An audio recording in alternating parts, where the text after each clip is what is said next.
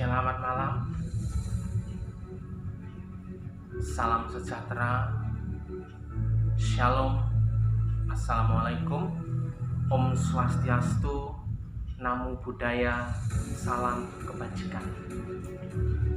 Selamat bertemu kembali di channel saya, di channel Suwardi Didikan.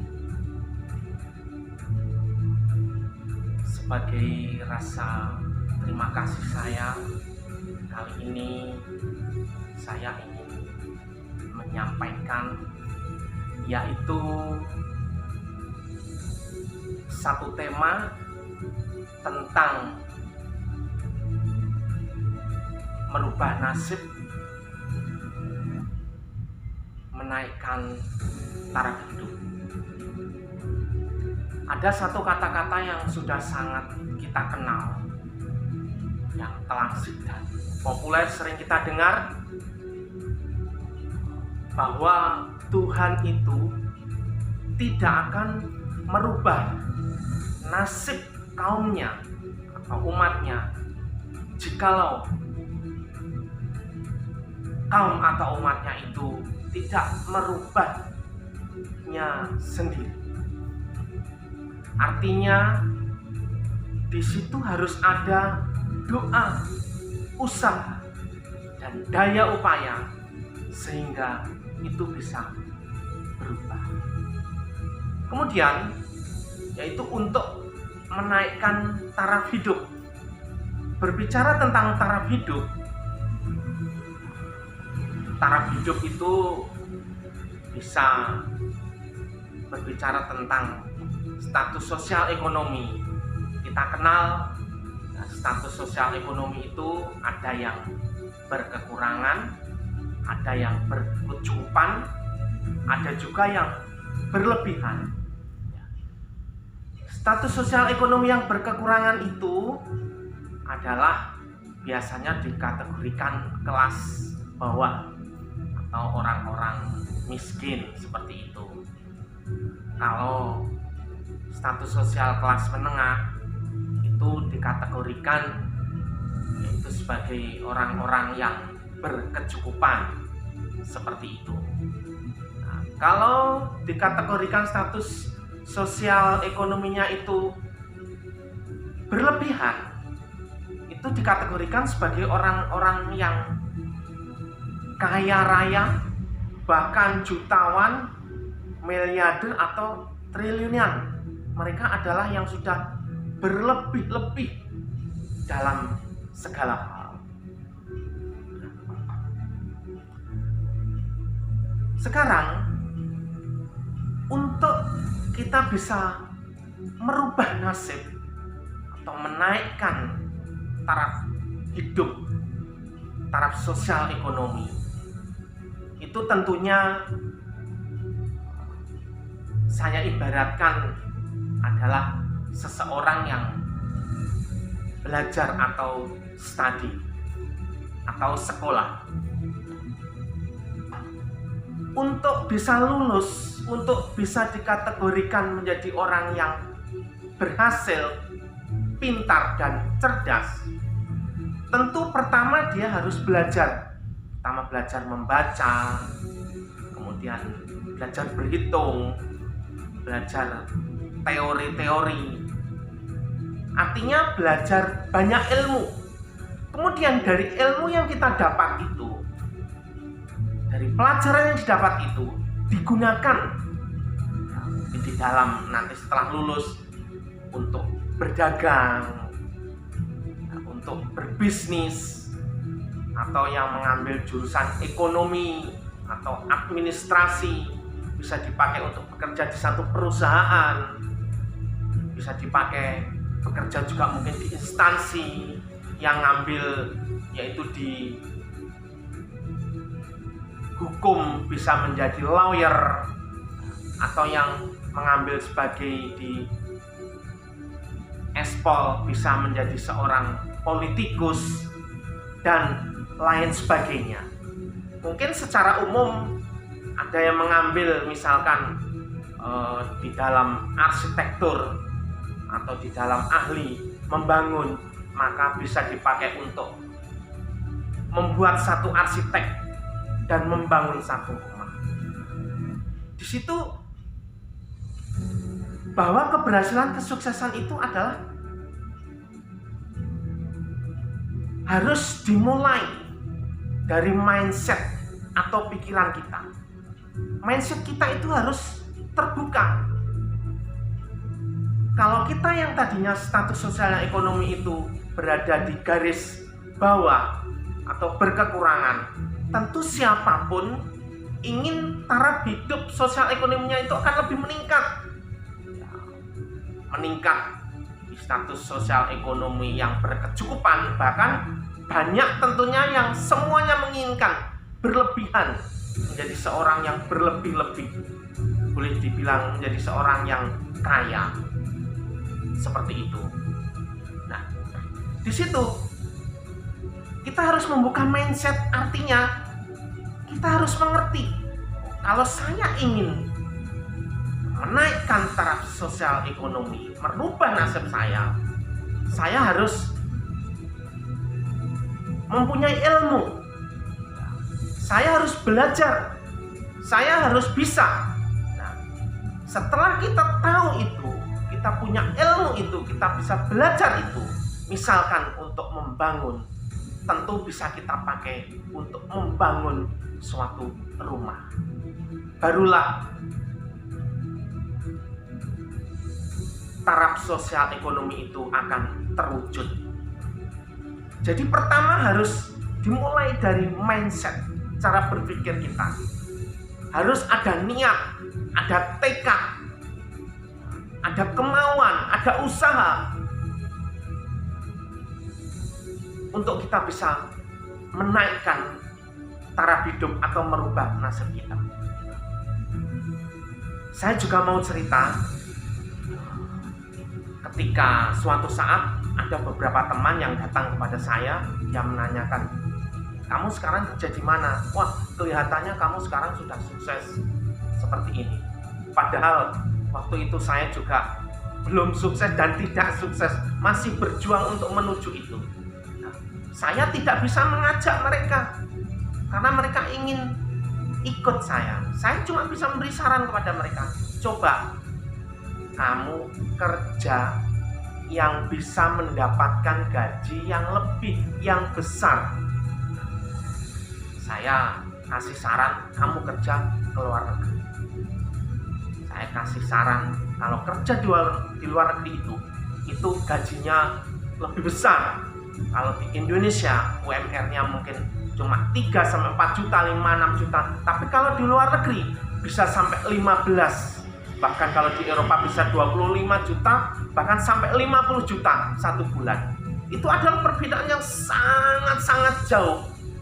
Nah, dari situ, maka teman saya kebetulannya waktu itu punya modal untuk bekerja ke sana, karena memang ke sana kan memerlukan yaitu paspor, tiket, medikal, kemudian administrasi dan lain sebagainya. Maka mereka berangkat. Setelah mereka pulang, ternyata mereka banyak yang berhasil, bisa membangun rumah 2 loteng, bisa membeli tanah, bahkan bisa dipakai modal untuk usaha.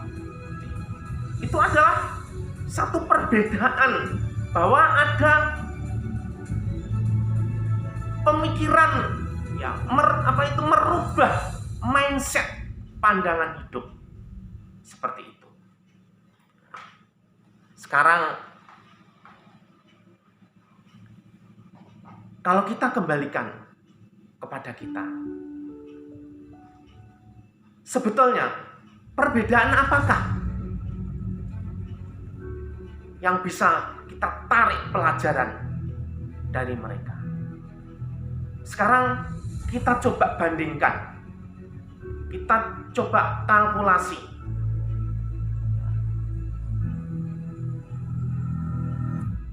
Kalau sekarang kita kerja di Indonesia, itu kita sama-sama bekerja. Di Indonesia kita juga bekerja. Di luar negeri juga kita bekerja. Di luar negeri bisa menjadi TKI atau tenaga kerja wanita. Di Indonesia kita sama-sama mempunyai predikat, kita adalah seorang buruh, kita sama-sama seorang kuli. Di luar negeri pun juga sama, kita kerja juga sama-sama capek, sama-sama susah, seperti itu. Tetapi yang membandingkan, kalau di Indonesia gaji UMR-nya sedikit, kalau di luar negeri gaji UMR-nya itu besar. Sehingga tentunya kita bisa mendapatkan uang yang lebih besar, lebih banyak, yang bisa kita kumpulkan, yang bisa kita simpan, yang kemudian bisa kita pakai untuk masa depan kita.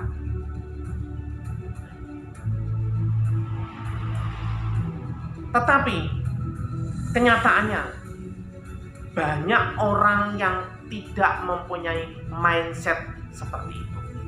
Mereka menganggap kalau kerja ke luar negeri itu adalah suatu pekerjaan yang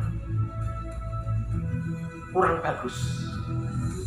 Padahal saya juga punya banyak teman, mereka justru yang sudah lulus menjadi seorang sarjana, mereka justru memilih untuk kerja ke luar negeri. Karena apa? Karena memang gajinya itu lebih besar. Jadi tidak ada alasan kerja ke luar negeri itu lebih tidak bagus, lebih rendah dari Indonesia. Sehingga banyak orang, mereka yang gengsi, punya image, wah lebih baik saya kerja di Indonesia. Dan kalau kita coba bandingkan, kalau kita kerja di Indonesia dengan kerja di luar negeri, seorang TKI atau TKW yang mereka itu mempunyai mindset, mempunyai cara pandang, ingin merubah nasib, menaikkan taraf hidup sosial dan ekonominya, mereka ada keberanian, mereka itu ada niat, ada tekad ingin maju, ada perubahan hidup. Disitulah keberanian, semangat itu dapat terwujud. Bahkan kalau kerja di luar negeri, kita ini predikatnya adalah sebagai penyumbang devisa terbesar di negara kita. Kita memiliki kontribusi yang luar biasa besarnya buat negara kita. Selain kita bisa membayar pajak, membantu negara, itu kita penyumbang devisa terbesar buat bangsa dan negara. Jadi tidak ada alasan kerja di luar negeri itu lebih rendah, tidak lebih bagus dari bekerja di Indonesia. Dari pengalaman itu, ternyata perubahan nasib, menaikkan taraf hidup, status sosial ekonomi itu bisa terwujud jikalau benar-benar pertama kita punya mindset, terbuka pikiran kita cari jalan. Setelah itu ada keberanian, ada tekad, ada kemauan, ada semangat, dan juga kemudian ada satu manajerial dari pribadi kita untuk kita bisa mencapai kesuksesan itu. Semoga tips saya malam hari ini mungkin bisa menjadi salah satu solusi dari keadaan yang kita alami semua. Bekerja di luar negeri itu menjadi TKI, TKW itu sebenarnya adalah pekerjaan yang juga tidak kalah mulianya, bahkan pekerjaan yang lebih dikatakan mulia karena bisa kontribusi buat negara dan bangsa dan penyumbang terbesar devisa bagi negara Indonesia. Oke, semoga sedikit penyampaian dan pengalaman tadi bisa bermanfaat bagi kita semua.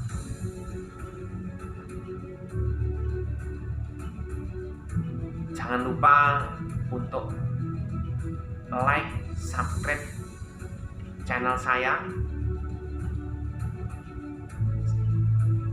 Kalau saudara tergerak, bisa share, bisa berbagi, sehingga boleh bermanfaat juga buat orang lain.